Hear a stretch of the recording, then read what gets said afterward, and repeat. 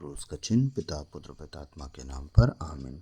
सर्वशक्तिमान महान परमेश्वर पिता, हम आपको धन्यवाद देते हैं आज के पवित्र जीवित वचन के लिए और इस सुंदर समय के लिए, आपकी बेटी बेटियों के लिए प्रभु, कि आपने हम सबको संभाल बचा के रखा, आगे भी बचाए रखेंगे, संभाले रखेंगे। हमारे जीवन की हर एक परिस्थिति में हमारे संग साथ रहेंगे प्रभु, और हमारी हर एक पुकार को, हमारी हर एक दुहाई को आप सुनेंगे और उत्तर देंगे और हमें फलवंत करते जाएंगे।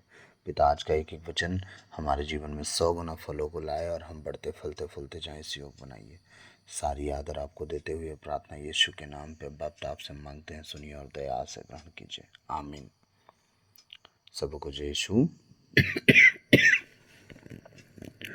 मैं आशा करता हूँ आप सब ठीक होंगे। आइए हम प्रभु के वचन में जाएंगे। मेरे साथ निकालेंगे स्तोत्र ग्रंथ अध्याय 30। स्तोत्र ग्रंथ अध्याय 30 पद संख्या आज हम 2 से लेके 5 या 6 तक देखेंगे, ठीक है। वचन क्या कह रहा है, मेरे साथ निकालेंगे स्तोत्र ग्रंथ अध्याय 30 पद संख्या 2 से 6 तक और पेज नंबर 837, पुराना विधान, ठीक है, अगर बड़ी बाइबल है तो 837। वचन कह रहा है, प्रभु मैं तेरी स्तुति करता हूँ क्योंकि तूने मेरा उद्धार किया। अभी देखिए भजनकार क्या लिखता है कि दाऊद कहता है, मैं तेरी स्तुति करता हूँ क्योंकि तूने मेरा उद्धार किया। याद रखिएगा, परमेश्वर हर पल हमें पहले बचाता है, हम बाद में उसे जानते हैं, ठीक है। हम उसे बाद में समझते हैं कि उसने हमारे लिए क्या किया, जब हम उसे जान जाते हैं। जब हम नहीं जानते हैं तो भी वो हमारे लिए बहुत बड़े बड़े अनोखे काम करता है। ऐसा हमारा प्रभु है। हम नहीं जानते हैं तो भी वो ऐसे चिन्ह और अद्भुत काम दिखाता है हमारे जीवन में, जब हम जानते तक नहीं थे। लेकिन जब हम जान गए तो हमें, हमारा क्या काम है करना, जिस तरह दाऊद कहता है, प्रभु मैं तेरी स्तुति करता हूँ, ठीक है। अब अगर, क्योंकि तूने मेरा उद्धार किया, अगर सच में प्रभु आपका उद्धार किया, आपके जीवन में बहुत बड़े बड़े काम किया, आपके जीवन की हर उन छोटी छोटी जगहों पे जहाँ आप मार खा सकते थे अपने जीवन में, किस्मत आपको पलट सकती थी, वहाँ उसने ऊंचा उठाया, तो आपको क्या करना चाहिए, प्रभु की स्तुति करना चाहिए। ताकि छोटी छोटी बातों में, अगर छोटी गवाही आपके जीवन में आई तो छोटी बात के लिए आप स्तुति करो। अगर बड़ी गवाही आई है तो बढ़ चढ़ के स्तुति करो। अगर आप छोटी गवाही में आप प्रभु के लिए ईमानदार हो, बड़ी गवाहियाँ देगा वो आपके लिए। अगर आप बड़ी गवाहियों में ईमानदार हो और बड़ी गवाही देगा, तो आप क्या करो, आप उसकी स्तुति करो, क्योंकि उसने आपको उद्धार दिया है। आगे लाइन कहता है, तूने मेरे शत्रुओं को मुझ पर हंसने नहीं दिया। देखे, उसको उद्धार पाके वो स्तुति किया और दोबारा गवाही क्या मिला उसको, उसके शत्रु उस पर हंस नहीं पाए, शत्रुओं को हंसने नहीं दिया। खुदावन खुद उनके लिए, अपने बच्चों के लिए, दाऊद के लिए वो खुद लड़ा।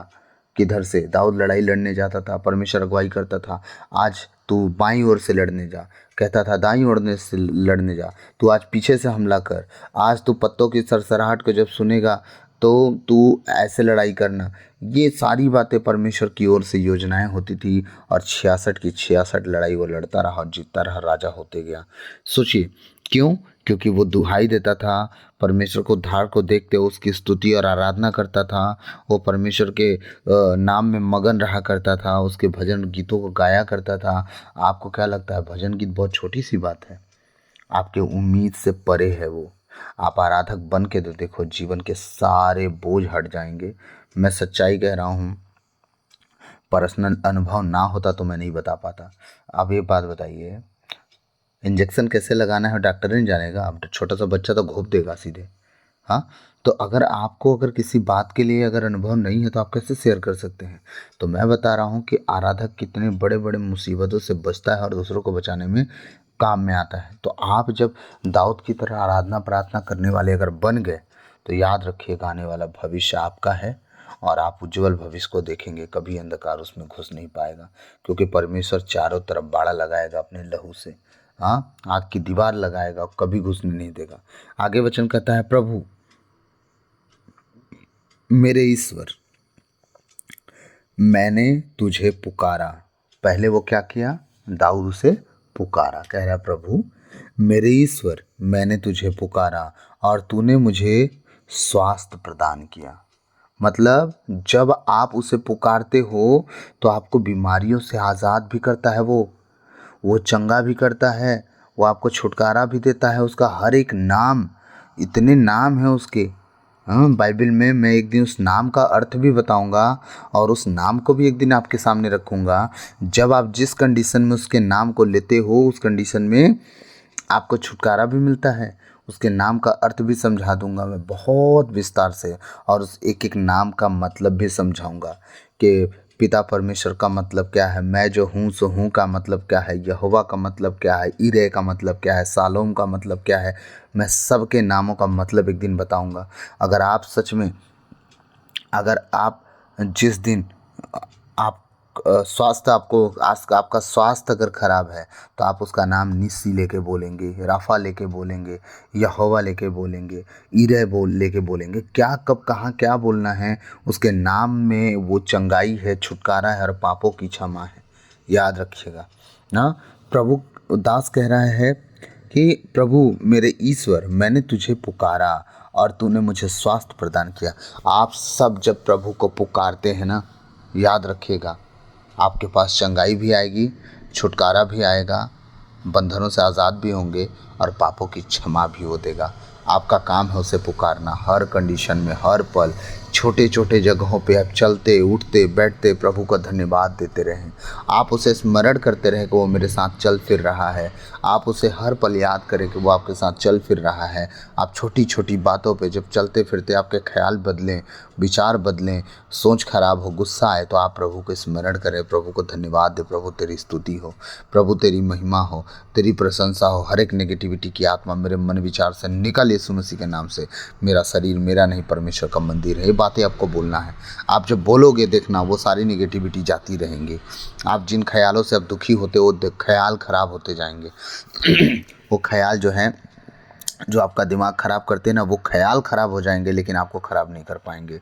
आगे प्रभु का वचन क्या कह रहा है, चौथा वचन कह रहा है, प्रभु तूने मुझे अधोलोक से निकाला, मैं मरने को था और तूने मुझे नवजीवन प्रदान किया। आप अपने जीवन को थोड़ा सा बैकग्राउंड में लेके जाइए। आप पिछले जीवन को जांचिए। न जाने कितनी बार मरने के ख्याल आए होंगे, और जब आप मरने का विचार बनाते हो ना, अधोलोक में आप पड़े हो। सोच के देखो, आर या पार वाला जिंदगी। हाँ, जब आपके मरने के ख्याल आते हैं तो सोच के देखिए आप अधोलोक में पड़े हुए व्यक्ति जैसे हैं, मरने मरने पे थे। ठीक, प्रभु तूने मुझे अधोलोक से निकाला। तो अब मरने की अवस्था से कौन निकाला?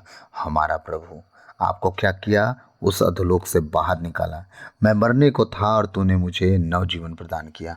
आज अगर आप जीवित हो तो उस मृत्यु को टलने के कारण न जाने कितने लोग मर गए आपके आंखों के सामने, पर आप जीवित हो। तो इसलिए जीवित नहीं हो मनमानी जीने के लिए, इसलिए जीवित हो कि प्रभु को दुहाई दो, उसके नाम की स्तुति करो, महिमा करो, प्रशंसा करो, बड़ाई करो, ताकि वो जिस तरह आपको अधोलोक से बचाया, आगे आप नवजीवन को पाके बढ़ते जाएं, फलते फूलते जाएं और उसके नाम की महिमा करते जाएं और आपके जीवन से उसको महिमा मिलता रहे। आमीन। पांचवां वचन कह रहा है, प्रभु भक्तों, अब हम सबके लिए दाऊद कह रहा है, एक जन के लिए नहीं, हम सबके लिए कह रहा है, प्रभु भक्तों उसके आदर में गीत गाओ। चुप रहो, चर्च में खड़े होके खूंटा बन जाओ, हैं? जैसे कंक्रीट सीमेंट डाल के खूंटा को अदर के एकदम बढ़िया सब तरफ गिरा के और खड़ा कर देते हैं, वो सेट हो जाता, ना हिलता है ना डुलता, वही बनने के लिए? हाँ, दाऊद खुद कह रहा है, प्रभु भक्तों, अगर आप सब प्रभु के भक्त कहलाते हो अपने आप को, अगर आप प्रभु भक्त हो तो आपसे बात कर रहा है वो, और नहीं हो तो फिर कोई बात नहीं, तब आपके लिए तो बातें नहीं है। आप तो बिल्कुल दूर दूर तक बाइबल के किसी वचन के अधीन नहीं हो। आप इस वचन को सुनो भी मत, किसी काम का नहीं। लेकिन अगर सच में आप प्रभु भक्त हो, आप प्रभु के बेटे और बेटी हो, अपना जीवन प्रभु के कहे अनुसार जीना चाहते हो, तो पहले बात ये सुन लो आप ध्यान से, स्तोत्र ग्रंथ 30:5 क्या कह रहा है, प्रभु भक्तों उसके आदर में गीत गाओ। चुप ना रहो, ऊंचे स्वर से गीत गाओ। हर तरीके से गीत गाने का लिखा है उसने। वो तो ये भी कहता है, प्रभु के आदर में नए नए गीत गाओ। एक ही तरह का गीत गा के आप बोर हो जाते हो, आप नहीं गा पाते हो, फिर वो आपका मन नहीं लगता। लेकिन आप जब नए नए गीत गाते हो, आप कुछ दिन बाद फिर उसी गीत को गाते हो, फिर भी वो गीत आत्मिक होता है। लेकिन एक ही गीत को रोज़ गाओ, आप बोर हो जाओगे, वो गीत गीत जैसा नहीं रह जाएगा, वो आपकी आत्मा को छू नहीं पाएगा, आपको आपको स्पर्श नहीं कर पाएगा, वो गीत आपको ऊंचा उठा नहीं पाएगा, वो गीत आपको ना डेली के दाल भात जैसा हो जाएगा। डेली जैसा एक तरह का खाना मिलता है और आप खाते हो तो बोर होते हो ना, वही हो जाएगा। लेकिन याद रखिएगा, जब प्रभु के गीतों को गाते हो तो बदलो। बाइबिल को कभी नहीं कहा उसने नए नए आदर में उसको पढ़ो। बाइबिल रोज़ नया हो जाता है, रोज़। हम कितनी बार इसे पढ़ते हैं, हमारे लिए रोज़ नया नया हो जाता है ये। तो कह रहा है प्रभु का वचन, प्रभु भक्त तो उसके आदर में गीत गाओ, उसके पवित्र नाम का जयकार करो। क्या करो? उसके नाम का जयकार करो। अब जयकार कैसे होता है? चुप रह के होता है, धीरे धीरे होता है। जब मैं कलीसियाओं में जाता हूँ तो हम बहुत आनंद से प्रभु की स्तुति करते हैं। आमीन भी बोलना होता है तो ऊंचा आमीन बोलते हैं। ऐसा आमीन हमारा होना चाहिए, मैं कहता हूँ कि स्वर्ग तक पहुँचे वो आमीन, कि हाँ परमेश्वर जो हमने आज कहा वो पूरा हो। हाँ, आमीन का मतलब यही है, जो हमने कहा हाँ आमीन पूरा हो। तो अब जय जयकार धीरे से बोला जाता है। अगर किसी राजनेता की बात की जाए तो उनका जब जयकार मनाया जाता है तो कितना ज़ोर से मनाया जाता है। ठीक है, अब सोच के देखिए, हमारे पिता परमेश्वर की जय जयकार की जब बात आए तो हमारे गले का बंधन टूट जाए, ऐसे जयकार मनाना है। हम अब अगर जयकार मनाएं तो ऐसे शब्द से जयकार मनाएं कि पूरा का पूरा वो चर्च का ईंट ईंट दीवाल दीवाल हिल जाए उस जयकार को सुन के। खुदावंद खुद अपने दूतों को भेज दे कि हमारे नाम की महिमा किस जगह पर इस तरह से की जा रही है, जाओ तो भला देखो। तब उस जगह पे परमेश्वर के दूत भी आते हैं, वो आपको चंगा भी करते हैं, छुटकारा भी देते हैं, क्षमा भी करते हैं पापों से, और आपको आज़ाद करते हैं। आप नई नई गवाहियों को लाते हो। इसलिए चर्च में मुंह बंद मत किया करो। जब आपको कहा जाएगा भजन गाओ तो भजन गाओ, ताली बजा के आप उसकी स्तुति कर सकते हो अगर गीत गाना नहीं आता तो। ठीक है, और जयकार करने की बात आए, आमीन बोलने की बात आए, आपके जयकार और आमीन इतना ऊंचा हो कि सच में परमेश्वर आपसे प्रभावित हो, आनंदित हो और आपके पीछे अपने दूतों को लगाए ताकि आप बढ़ते जाओ। आमीन। प्रभु का वचन कह रहा है, 6वां वचन, उसका क्रोध क्षण भर रहता है, वो सदा गुस्सा में नहीं रहता है। आप जिस तरह अपने छोटे से बच्चे से दिन भर गुस्साए नहीं रहते ना, जो 2-3 साल का होता है, परमेश्वर की नज़र में हम भी 2-3 साल के बच्चे हैं। जो दिन भर हमसे नहीं नाराज रहते, हम डांटता है वो चुप हो जाता है, फिर से हमें प्यार करता है। लेकिन हमें उसके पास जाना है, ये नहीं कि वो गुस्सा हो गया। अब छोटा सा बच्चा माँ बाप डांट देते तो क्या उसके पास वापस नहीं जाता? माँ बाप के पास बिल्कुल जाता, डांटने के बाद भी जाता है। आज हम लोग ना कुछ थोड़ा सा ज़्यादा धर्मी हो गए हैं।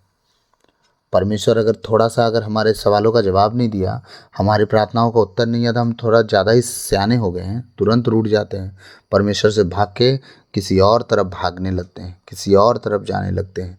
कुछ लोग तो ओझा तांत्रिक भी खोजने लगते हैं। हाँ, परमेश्वर इजराइलियों को क्या कहता है मालूम है? ये प्रजा जो मेरी कहलाती थी ये व्यभिचारिणी हो गई है। ये मेरी दुल्हन थी, लेकिन अब ये व्यभिचार कर रही है, पहाड़ों पहाड़ों पर घूम रही है। हैं, ओझा सोखा से व्यभिचार कर रही है। इसका मतलब उनके पास जाना, उनसे पूजा पाठ करने की बात करना, उनसे झाड़ फूक करने की बात करना ही परमेश्वर को नफरत की बात हो जा रही है। ये परमेश्वर कह रहा है, मैंने नहीं कहा। आप पुराने विधान को पढ़िएगा बहुत अच्छे से। वो कभी नहीं कहता कि आप ऐसा करो, उसको छोड़ आप किसी से प्रेम ना करो, वो कभी नहीं चाहता। यहाँ तक कि वो सबसे पहली आज्ञा यही दे दिया कि अपने पिता परमेश्वर से सारे मन, सारी शक्ति, सारी बुद्धि, सारे प्रेम से प्यार करो। इसके बाद अपने पड़ोसी से प्रेम करो। पड़ोसी से बैर नहीं करना है, प्रेम करना है। हालेलुया। प्रभु भक्तों, यहाँ क्या कर रहा है? उसका क्रोध क्षण भर रहता है, उसकी कृपा जीवन भर बनी रहती है।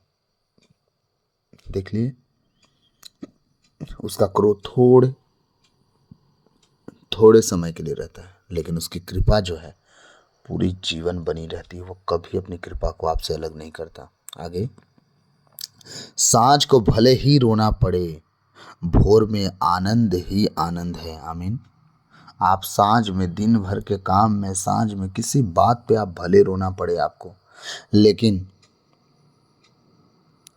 याद रखिएगा भोर में आनंद ही आनंद है। भोर में क्यों आनंद है मालूम है? क्योंकि आप भोर में उठते हो उसके नाम की महिमा करने के लिए। जल्दी सोते हो ताकि सुबह जल्दी उठना है, अपने प्रभु के साथ समय बिताना है। क्यों? क्योंकि बड़े सवेरे परमेश्वर पृथ्वी पर आता है। आदम तू कहाँ है? हेवा तू कहाँ है? और याकूब कहाँ है? याकूब से लड़ाई हुई थी, भोर तक लड़ाई हुई थी। परमेश्वर अपने बेटे बेटियों से भोर में मिलने आता है, उन्हें देखने आता है। कौन? अपना नींद खराब करके मेरे साथ उपस्थित हो रहा है, मेरे नाम की महिमा करने के लिए उठ रहा है। नींद सवेरे सबसे ज़्यादा आती है, सबको पता होगा। कितनी बार हमारी नींद खुलती है लेकिन हम उठते नहीं। क्यों? क्योंकि नींद को पहला स्थान दे देते हैं और क्या करते हैं? सो जाते हैं। वो सोना, सो के उठने के बाद आपको अच्छा भारी भारी सा लगता है, लेकिन जब आप सवेरे भोर में उठते हो और नहीं सोते और प्रार्थना करते हो, वो दिन आपके लिए बहुत आनंद से भरा हुआ लगता होगा। क्योंकि पर्सनल अनुभव शेयर कर रहा हूँ मैं। पूरा एनर्जेटिक फील होगा आपको, आपको चंगा चंगा सा फील होगा, महसूस होगा, और आप बहुत स्वस्थ महसूस करते हुए बढ़ते जाएंगे, हंसते मुस्कुराते रहेंगे। दिन भर किसी बात से आप चिड़चिड़ाएंगे नहीं। लेकिन वही जब भोर में परमेश्वर नींद खुलवाता है अपनी आत्मा के द्वारा, आपको क्या लगता है? आपकी आपकी नींद ऐसे ही खुल जाती है अपने से, बस ऐसे ही रात में खुल गई? नो। किसी किसी को वॉशरूम आता है, किसी को नहीं आता है। याद रखिएगा, ये परमेश्वर का आत्मा आपका नींद खुलवाता है ताकि आप उठो उस टाइम, अपने आप को फ्रेश करो और तुरंत प्रभु की महिमा के लिए बैठ जाओ। जब तक आप जग सकते हो, धीरे धीरे धीरे धीरे वो टाइम बढ़ा देगा, आपको ऊंचा उठने का अवसर देगा और आप बढ़ते जाएंगे, फलते फूलते जाएंगे और आप बलवंत होते जाएंगे। रात को भले ही सांझ को रोना पड़े, लेकिन भोर में आनंद ही आनंद होगा। क्यों? क्योंकि जिस टाइम आप भोर में उठ के प्रार्थना करते हो, उस टाइम परमेश्वर खुद आपकी प्रार्थना सुनने आता है। हाँ, इसके बाद क्या आपको लगता है वैसे ही छोड़ देगा आपको रोता पिटता हुआ? नहीं, वो हर दिन की तरह आने वाला दिन को बेटर और बेहतर बनाता जाएगा। आमीन। तो मैं आशा करता हूँ आज को समझा पाया हूँगा। God bless you all. प्रभु आप सबको बहुत से आशीष दे। आगे इसी तरह हम वचन में बने रहेंगे। प्लीज़ वचन को और शेयर करें, और हम वचनों को बहुत विस्तार से अब देखेंगे। भले मैं एक या दो वचन ही बताऊं, जैसा कि मैंने कल कहा, और हम इन वचनों पे बहुत गहराई से समझेंगे। अगर आज मैं समझा पाया हूँगा तो कमेंट ज़रूर भेजिएगा, मैं ज़रूर पढ़ता हूँ। सबको जय Yeshu. God bless you all. प्रभु आप सबको बहुत से आशीष दे। आप बचें और आपका घर घराना बचे। आमीन आमीन।